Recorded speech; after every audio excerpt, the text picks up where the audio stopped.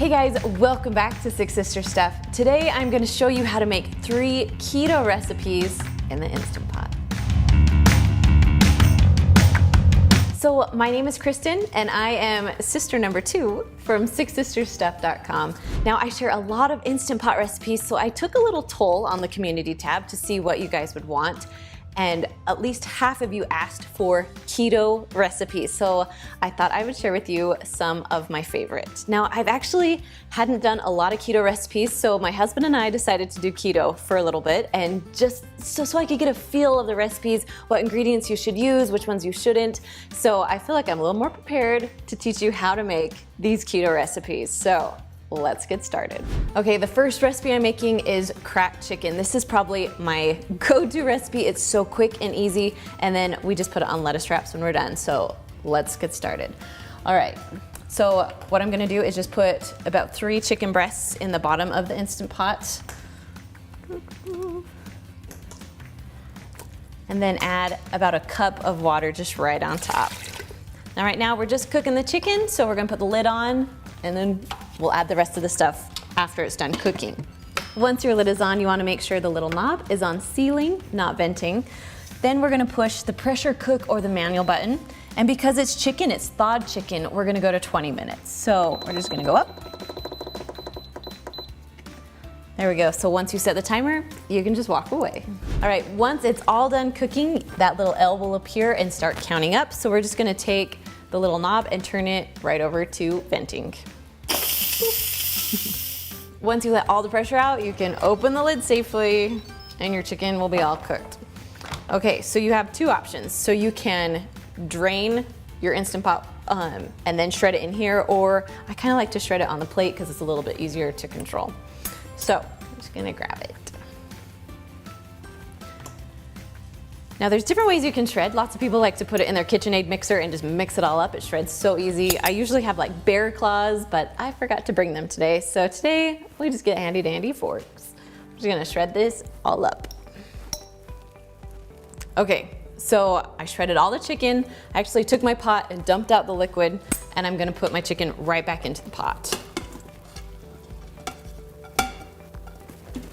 Now the chicken is still really hot. That's how we want it. And we're gonna put in 8 ounces of cream cheese. Now you can throw in the whole block like this, but I kind of like to break it up a little so it will melt a little faster.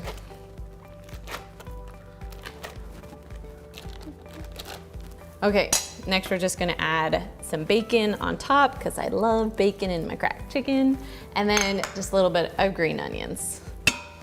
And then last but not least is ranch seasoning. Now I wasn't sure about this, but as I was looking at the nutrition facts, there are no carbs, no sugar, so definitely ranch seasoning, keto friendly.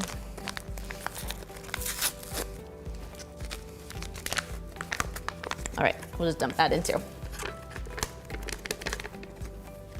So now we're just gonna stir it all up until all the cream cheese and everything is well combined. Now, I haven't touched anything on my Instant Pot yet. It still is at the L, so that means it's still gonna be in the keep warm mode. That's the way you want it, so your cream cheese will melt a little bit better. All right, so once everything is mixed and well combined, it looks awesome, and it smells good too. Okay, so to be keto friendly, I'm gonna put it on some little lettuce wraps. Now, if you're not keto, you could easily put this on rolls and it would taste amazing, but because we're going keto, we're gonna put it on their lettuce today.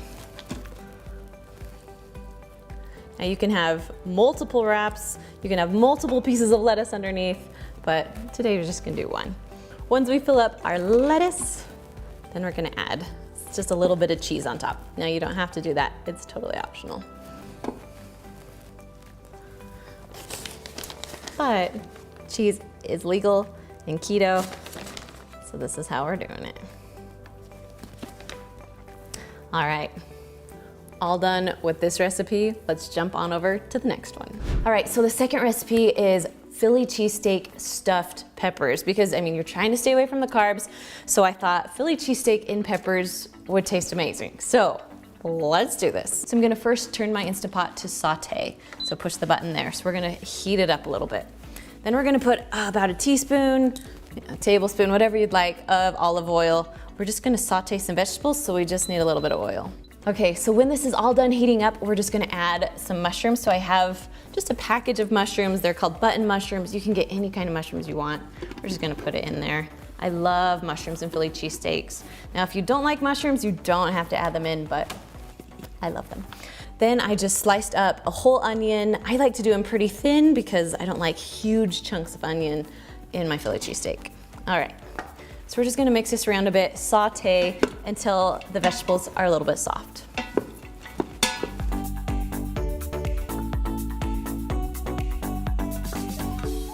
Okay, so these have been going for a few minutes. I'm just gonna add a little bit of salt and pepper in here.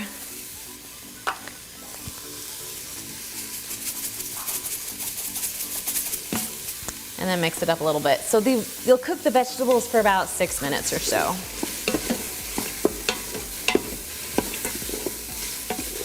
Okay, so once your vegetables are done, we're just gonna dump them out just right onto a plate right here. Sorry, let me turn it this way.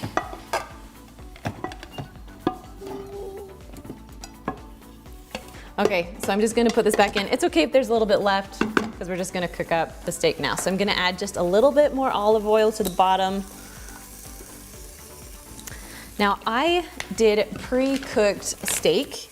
You can also just get some steak that's already pre-cut from the butcher. However you like your Philly cheesesteaks, use that kind of meat. So this is pre-cooked, so pretty much I just have to warm it up. But if you get some from the butcher, you wanna make sure that it's pretty cooked all the way through. Okay, once your steak's done, we're just gonna add the mushrooms and onions just right back in.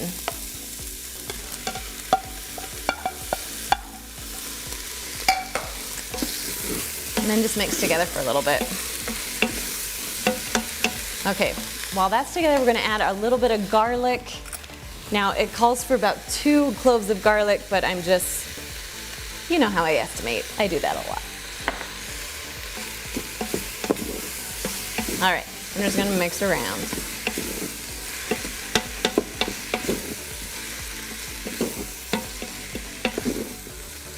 All right, we'll let that heat for just about a minute or so, and then we're gonna get to cooking our peppers.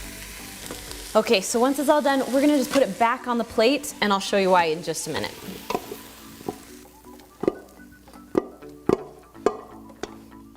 Whoop. Okay, I want you to look inside of my pot.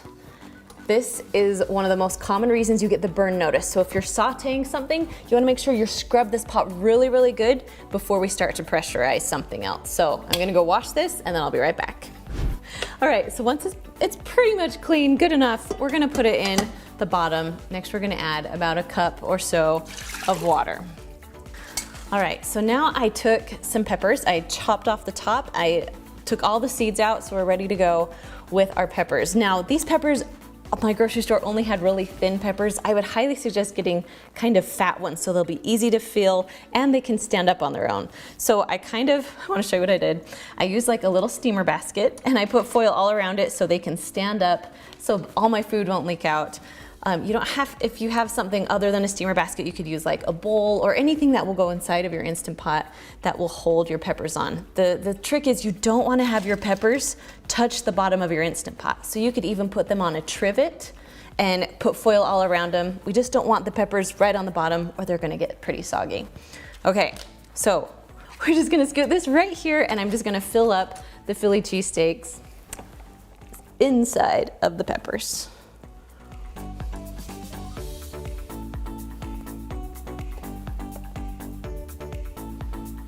Okay, once the peppers are all full, you'll notice that I still have a little bit of steak and mushroom left. Now this will feed about 6 people. I only need 3 today, so I'm gonna take this and stick it in the freezer, so all I'll have to do is cook my peppers later. So that's kind of what's happening here. Okay, so now I'm gonna take some provolone cheese, just because I love provolone. You can use other kinds if you'd like. But now usually if it's a big pepper, you can just put this right on top, but because mine are little, I'm just gonna separate it a little bit and kind of just pack it in. We just kind of want our cheese topping. Also, you can also put a cheese layer in your pepper before you throw your peppers on, but I didn't today. All right, almost done here. All right, so right now my Instant Pot is still on saute. We don't want saute anymore, so we're gonna push cancel. Cancel. All right, and I'm just going to lower down my peppers into my pot. Okay, I'm gonna put the lid on. Make sure that little knob is turned to sealing, not venting.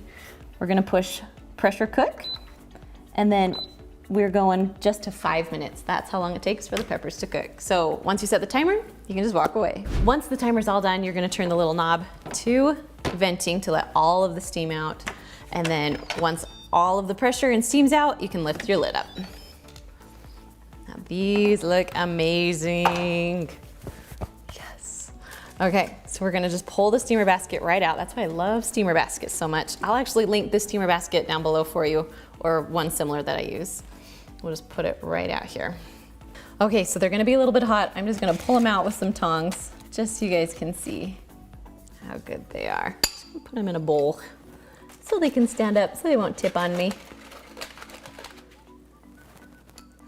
Nice. All right, if you guys can see that, this is one of my most favorite things that we've made since being on keto. So, all right, we're all done with this recipe. Now we're gonna jump on over to the next one. So the last recipe today is butter chicken, and this one is my favorite. So let's get started. So I'm first gonna push the saute button. We're gonna start heating up the pot.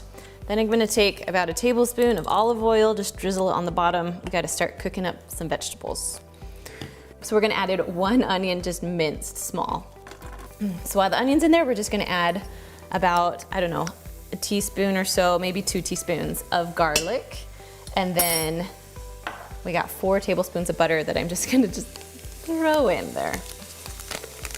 There we go. And then we're gonna mix this all together. So we're just gonna mix this around for about 5 minutes or so until the onions, get that lovely fragrant smell and are cooked a little bit. Okay, so once your onions are cooked pretty good, we're gonna go ahead and add about 2 pounds of chicken breast. Now I cut these up into bite-sized pieces. They're gonna cook a lot faster that way. And I really like the chicken when it's cut instead of when it's, you put the whole thing in and then you have to shred it. For this recipe, I like them in chunks. All right, so we're gonna mix this around a little bit, get that chicken all heated up. Okay, so while that's sitting there, we're gonna go ahead and add 1 can of Hunt's tomato sauce. Okay, so if you look at the nutrition facts, there's only 4 carbs for about 1/4 of a cup, and that's all you're eating. So it really doesn't have a ton of carbs in it, so that's why we're keeping it keto friendly. All right, we're just gonna add that whole thing in. Now while this is going, we're just gonna add 2 tablespoons of tomato paste. And then we're just gonna mix this up a little bit.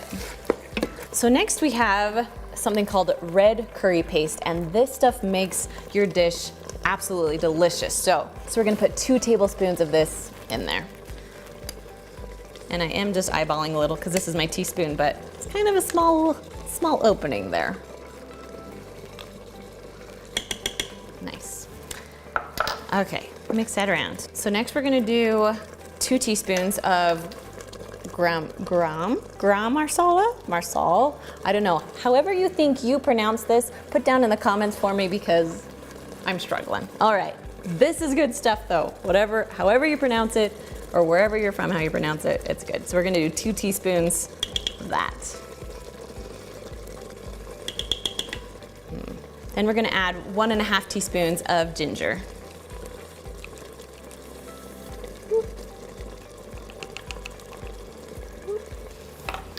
All right, let's mix that up a little bit. I like this because as you're adding stuff, you're still on saute, so your chicken is starting to cook, which will make the pressure cook time go a lot faster. Okay, mix that in a little bit. So next we're gonna add some smoked paprika. I love smoked. That's probably one of my most favorite spices. We're gonna add about just 1/2 teaspoon of this. So we're gonna use the other side of this. Now if you haven't seen these are these magnetic teaspoons. They are my favorite because they just stick all together and they have double teaspoon on them. So I'll link those down below for you guys. I love them. All right, mixing that up. And then our last thing is we just need to add a little bit of salt. So we're just gonna put that in. So it's about a teaspoon or so of salt. I like to eyeball my salt.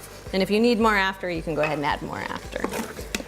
Okay, so with this recipe, if you are using a Lux that doesn't have a burn notice, you are good to go now. You can put the pressure, put the lid on, but because I'm using a Duo, it's going to burn on the bottom. There's just not enough liquid. So I'm gonna add about 3/4 cup of water into it just so we can have enough liquid so it will pressurize. Okay, so I'm gonna push cancel right now. Just we wanna stop that sauteing going on. And we're gonna add about, I did about a cup of water. So we need to have liquid in there. So I kind of just mix things around so it's on the bottom because we don't want to see the burn notice today. All right, we're just gonna put this to the side. Now we're ready to put the lid on and we'll get cooking. Okay, once your lid is on, we're gonna turn this little knob to sealing, not venting.